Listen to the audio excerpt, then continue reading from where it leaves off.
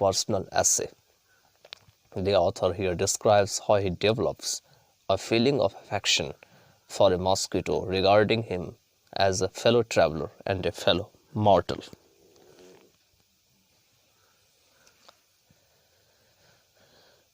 I do not know which of us got into the carriage first. Indeed, I did not know he was in the carriage at all for some time.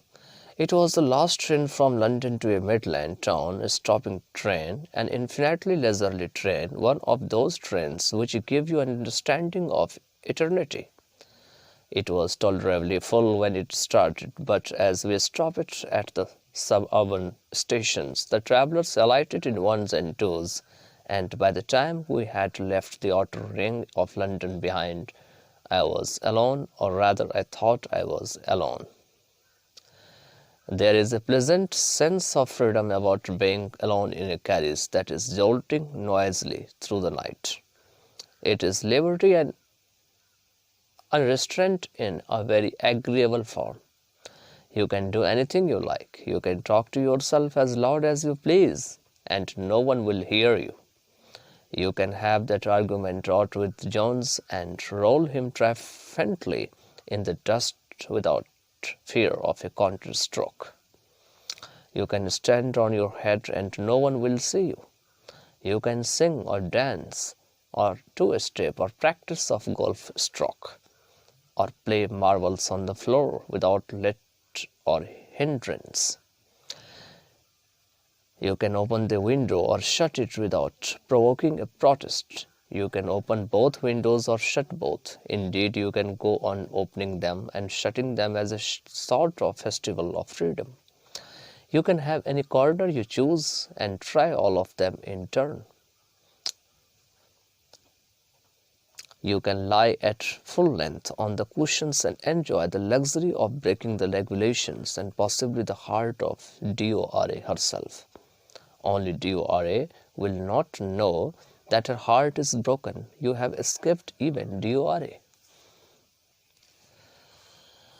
On this night, I did not do any of these things. They did not happen to occur to me. What I did was much more ordinary.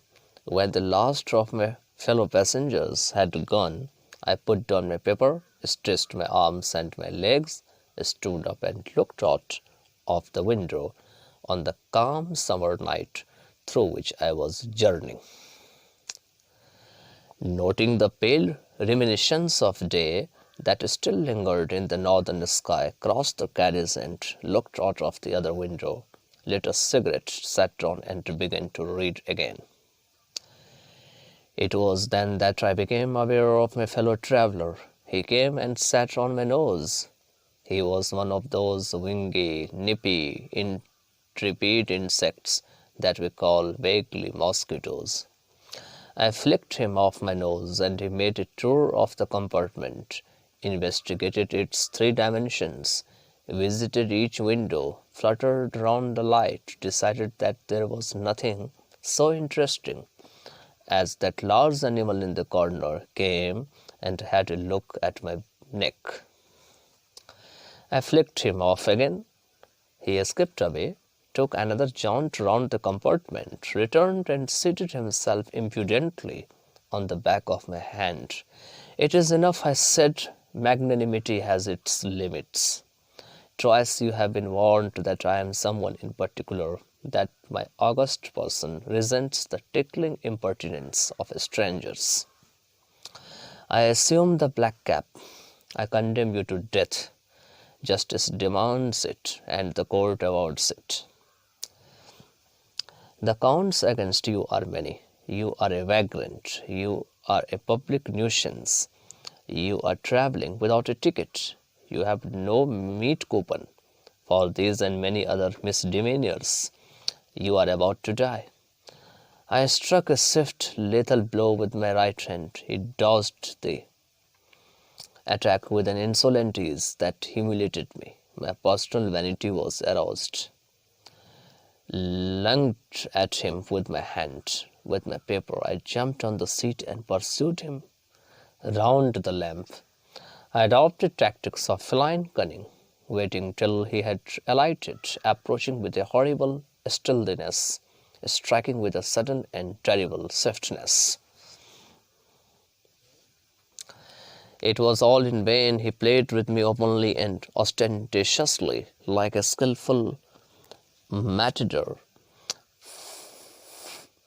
finishing round an infuriated bull. It was obvious that he was enjoying himself, that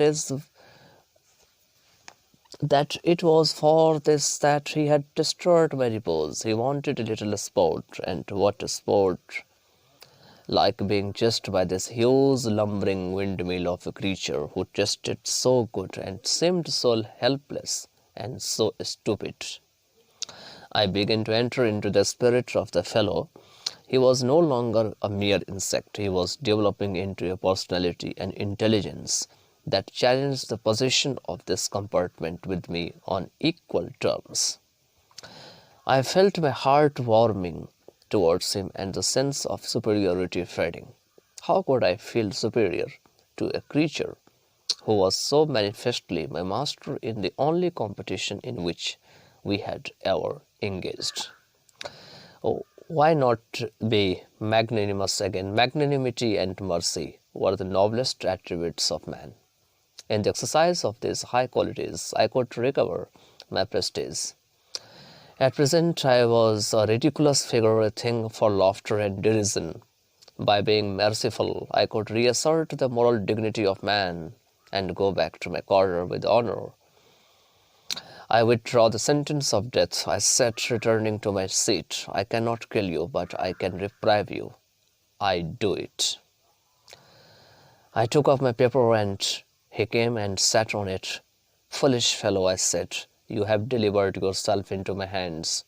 I have but to give this respectable weekly organ of opinion a smack on both the covers, and you are a corpse, neatly sandwiched between an article on peace traps and another on the modesty of Mr. Hughes.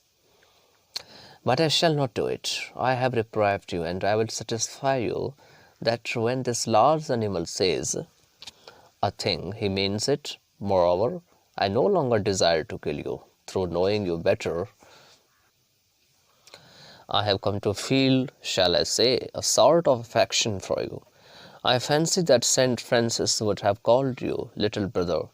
I cannot go so far as that in Christian charity and civility, but I recognize a more distant relationship.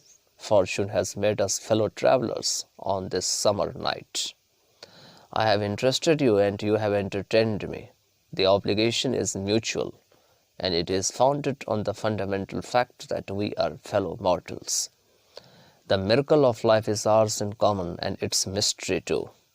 I suppose you don't know anything about your journey. I am not sure that I know much about mine. We are really, when you come to think of it, a good deal alike, just apparitions that are, and then are not, coming out of the night into the lighted carriage, fluttering about the lamp for a while, and going out into the night again, perhaps. Going on tonight, sir, said a voice at the window. It was a friendly porter, giving me a hint that this was my station. I thanked him and said, I must have been dozing, and seizing my hat and stick, I went out into the cool summer night. As I closed the door of the compartment, I saw my fellow traveler fluttering round the lamp. With this chapter is over. In the next part of the video, I will explain it.